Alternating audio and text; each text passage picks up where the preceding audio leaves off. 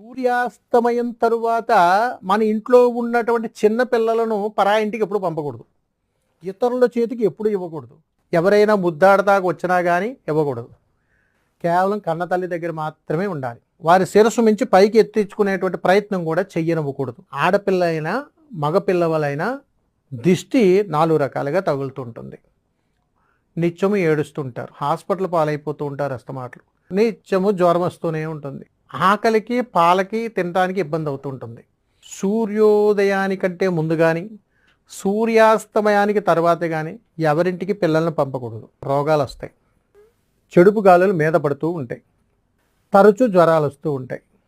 పాలు ఇచ్చినా కానీ వారు తాగరు, మళ్ళీ తిరిగి వాంతి చేసుకునేటువంటి ప్రయత్నాలు జరుగుతాయి. దిష్టి తగలకుండా ఉండాలని అడిగితే 3 అంగుళాల నుంచి 4 అంగుళాలు ఉండేటువంటి మేకులను 21 మేకులను నల్లగుడ్డలో కట్టి రాత్రిపూట గుమ్మానికి కట్టి ఉంచాలి.